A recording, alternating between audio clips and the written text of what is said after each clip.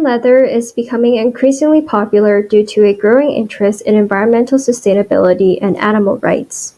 According to Grandview Research, the global vegan leather industry is said to be worth an estimated $85 billion by 2025.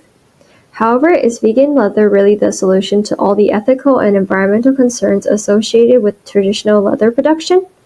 While vegan leather is cruelty-free because it is not made from animal hides or byproducts, it may not be entirely environmentally sustainable because it is often made from polyurethane or polyvinylchloride, which are two types of plastics derived from fossil fuels.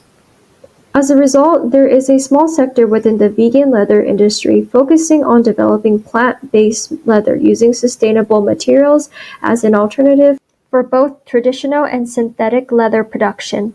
This video will explore one of the alternatives, mushroom leather, and examine how it is made and its material composition to assess its environmental footprint and cost of production.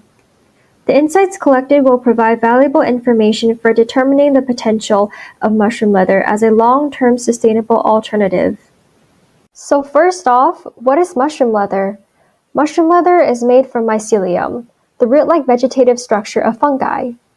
It is a type of fungal tissue that grows in a network of thin threads, forming the underground part of mushrooms. Many brands such as Stella McCartney, Adidas, and Lululemon have been experimenting with the material and designing products made from it. The process of making mushroom leather may slightly differ among companies, but in general it begins with scientists taking spores of mycelium cells and sterilizing them with organic waste material such as sawdust or corn husk. This mixture is then placed in a controlled environment, allowing the mycelium to grow and spread throughout it. As the mycelium expands, it consumes the waste material and forms a foamy mat-like structure. After about a week, the mycelium is removed from the mixture and cut into small sheets or blocks. These pieces are then processed and shaped or molded into the desired form by hand or using a two-piece mold. The formed mycelium is then placed into a drying chamber where heat and pressure are applied to remove any remaining moisture. This step increases their strength and gives them a leather-like texture. The mycelium is then polished, dyed, or coated with protective finishes to produce the final product. According to a 2017 UNATA report on leather carbon footprint, producing 1 square meter of cow leather generates an average of 110 kg of CO2 emissions and requires around 16.5 liters of water. Most of the impact comes from raising cattle, while only a small portion comes from tanning and other operations. By comparison, the environmental impact of mushroom leather is lower because the production process avoids the need for large amounts of land and grain to raise cattle, and instead uses agricultural waste to feed the mycelium. A peer-reviewed life cycle assessment conducted on MycoWorks' reishi mushroom leather in 2022 found that the carbon footprint could be as low as 2.76 kg of CO2 emissions per square meter. However, this near-zero CO2 emission applies for leather made just using mycelium, which may not achieve the same performance characteristics of animal leather. Most mushroom leathers still contain plastic in them, either in the material itself or in the form of post-treatment coatings to improve the leather's properties. Prominent startup Bold Threads' Mylo mushroom leather is predominantly made from mycelium but still contains water-based polyurethane. Plastic has a significant carbon footprint, contributing to 3.4% of global greenhouse gas emissions, and since it is not a natural organic material, it cannot be decomposed. This compromises the biodegradability of mushroom leather. The amount of water used for producing mushroom leather has not been disclosed, but is certain to be less than that of traditional leather since it does not involve livestock farming. The primary stages that contribute to water consumption for mushroom leather are the chemical processing of the mycelium sheets to create a usable leather-like material. Thus, mushroom leather has not completely eliminated the environmental footprint of fashion, but still represents a significant step towards more sustainable and eco-friendly practices within the industry. Although mushroom leather is a promising alternative to animal leather, its widespread adoption still faces challenges related to cost of production.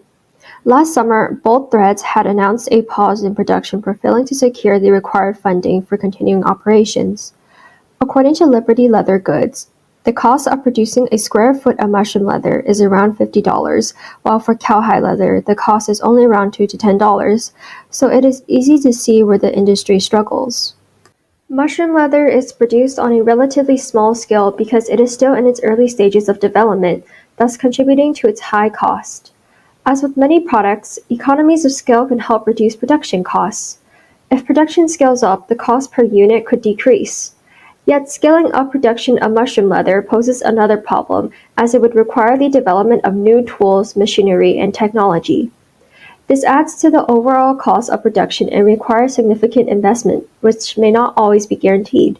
In CNA Insider's interview with Leslie Lowe, CEO of Singaporean Red Dot Ventures, he highlighted scalability as a crucial factor, prompting him to reconsider investing in the mushroom leather produced by Indonesian-based company Mycotech. We have some concern with scalability costs, particularly the manufacturing facility and the type of revenue it would generate, which really sound like quite a costly facility. Another challenge is that there are other similar plant-based materials such as pineapple and apple leather, which have garnered significant attention as well. This increased variety creates competition in the market for mushroom leather, potentially affecting its market share and adoption rate. On a broader scale, the incentive for companies to switch to mushroom leather remains relatively low.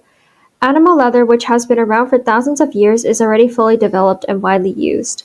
The practice of producing animal leather has become ingrained in the cultural heritage of many countries, such as in Morocco.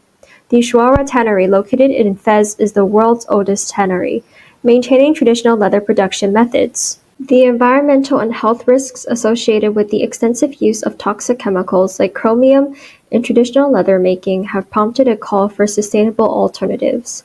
Yet the shift towards more eco-friendly alternatives such as mushroom leather raises complex questions, as the cultural significance of leather making cannot be ignored. Thus, balancing heritage with environmental responsibility is a topic worth further exploring. In conclusion, the question of whether mushroom leather can serve as a long-term sustainable alternative for traditional leather continues to be a topic of active discussion. The cost of production is one of the major challenges preventing the material from being widely adopted. Moreover, while mushroom leather has a smaller environmental impact compared to animal leather, the mycelium must be processed to become usable and meet consumer standards, which is where its remaining environmental footprint lies. Reducing this footprint will be a challenging and time-consuming endeavor.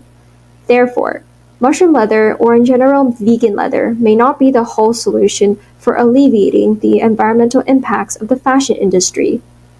Instead, collaborative efforts aimed at addressing root causes such as overproduction and overconsumption can better help the fashion industry advance towards a more sustainable future.